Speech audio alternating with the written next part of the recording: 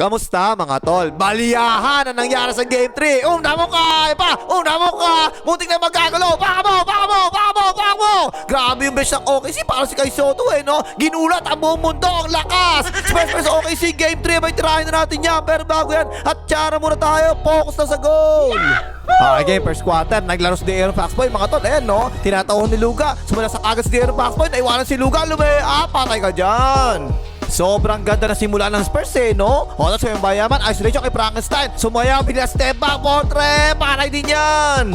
At dahil wala si B1, injured mga tol, eto, nag-start ngayon si AJ Mitchell, tumira, wala yan. Nakakuha ni Vaseline, semi-pass break yan, ako, walang kumukay Vaseline. Tumira na agad, portre, panay ka dyan, time out agad ng OKC.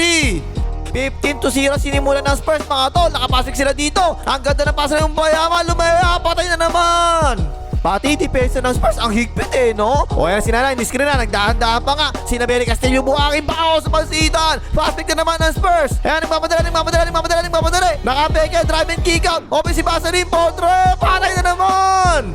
Grabe yung simula ng Spurs, pati depensa. Higpit yan, mutik matapon na sabaw. Nakakuha ni Nana, na-double team pa nga. Ipinasa kay Frankenstein, sinaberi naman ng bao sa pansitan. Shot lock violation pa nga. Pero ito, na-double team si Nana, pinasa kay Luga. Nakapegi pa nga, sumalaksak, pinasa kay Frankenstein. Open niya, palobo, nakashoot din sa wakas.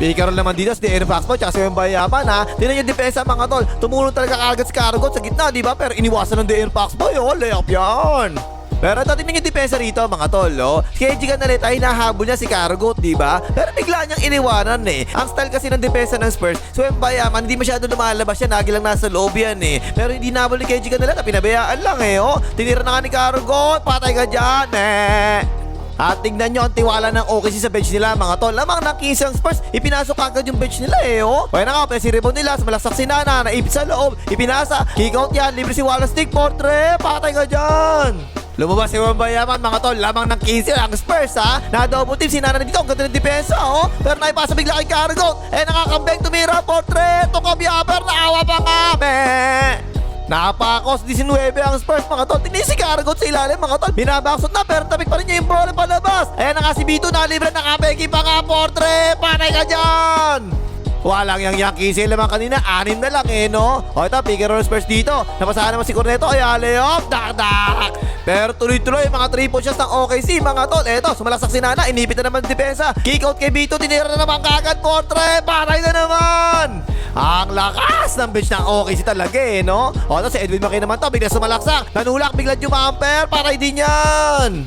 Tapos ayun, sunod-sunod na pause at tinawag sa Spurs mga tol. Kapag OKC, di mo pwede itulak yan. Itulak mo lang ng konti yan, bibituhan ka kagad dyan. Anak yan Huwag ka dyan, tol. Lamang pa rin ng 4 ang Spurs Isolation kayong Bayaman, tinataon ni Palitong Chet. O yan na nga yung tulong sa depensa, kick out tuloy. De'Aaron Foxboy, nag-alinlangan pa, tinira pa rin, portre, swak na swak. Pero kapag sa Spurs, tingnan nyo, kahit ampasin mo sa kamay, sa harap mismo ng referee, walang foul yan, good defense yan. Pati tuloy yung OKC rito. Si Edwin Mackay nagmamadali, 1-on-1 yan. Naka sumahid step, patay ka dyan. 2-4-1 situation naman ang ginawa ng Spurs dito. Ayos mo yung Bayaman, pick and pop ang ginawa, tumutulong si Frankenstein sa depensa. Ayun na nga, binigay yung Bayaman, ang layo niya, tinira na, portre, patay ka dyan. Ayun na tapos sa first quarter, 26-31, naman pa rin ng 31. Like mo nga, kano na, nagkakadaya na nga, hindi ka pa rin mag-like ka na. Second quarter na, ganun pa rin ang ginagawang depensa ng Spurs. Kaya Nana, iniibit pa rin palagi sa loob Pero tingnan niya mga kasama ni Nana, puro sa 3 points, nakapwesto na, puro 3-pointer Okay na nga, pinasa kay Palitong dyan, tinira na kagad, portre, patay ka dyan. Okay pa, tingnan yung depensa sabi, abangan mo dyan, tol, abangan mo dyan, tsaka na sa may free throw. Pero si Nana, hindi na dumaretso, may step back na nga, tumira na, portre, patay ka dyan, lamang na OKC.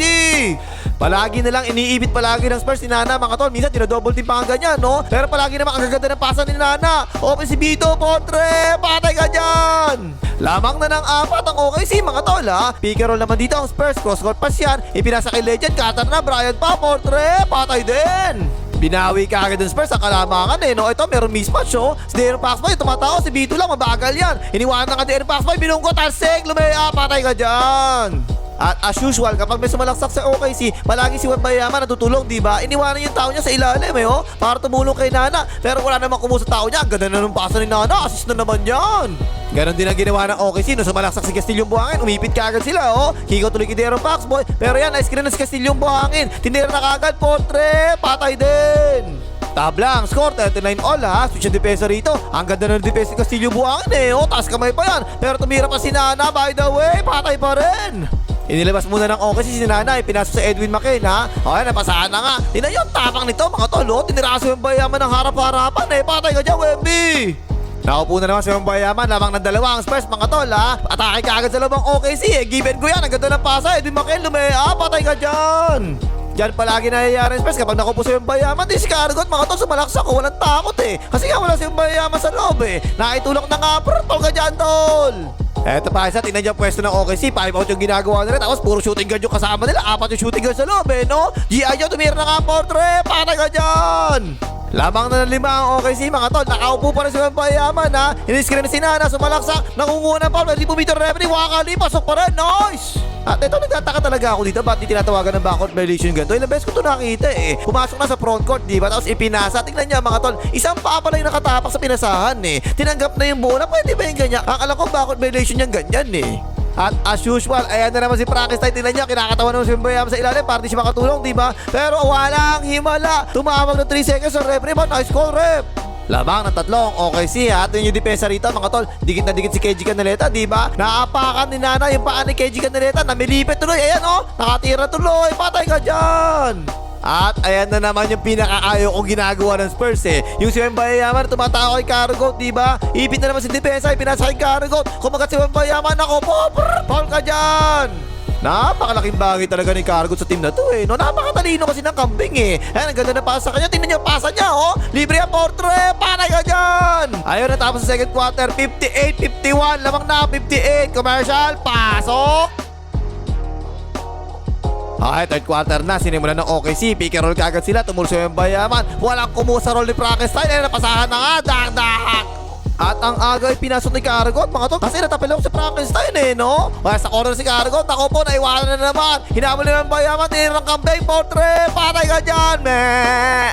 Ang laki na naman kagad ng impact ng kambing. Tingnan nyo, pinagpwesto niyo si Bayaman sa ilalim. Di makapwesto si Bayaman eh, oh. At nung nadulas na ako, ayan kagad si Cargot, inagawa na nga, meh!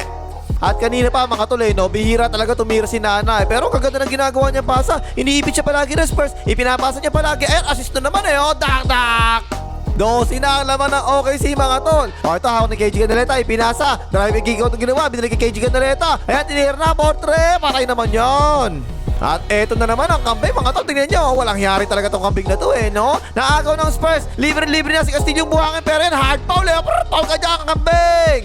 Walo, laman ng OKC at as usual. Ayan kagad si Bayaman, tulong kagad sa depensa oh. Sumabay na nga siya, wala bumaksot kay Pariton Jet. Ako po, yan na nga, dak-dak.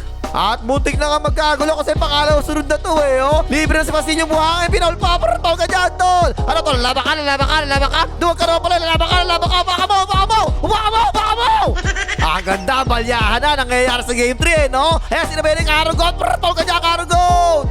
Pito na lang ang laman ng OKC mga tol ha. Pero ito walang niya mo. Napakahirap ng ginawang tiran ni Nana eh oh. Sinabayan pa rin mo Bayaman niya. Napalobo. Patay ka dyan. Pero sumasabay yung Spurs mga tol ha. Pass pick sila dito. Ay si Basilin umatake kagad. Sinabayan ni Pariton Jet.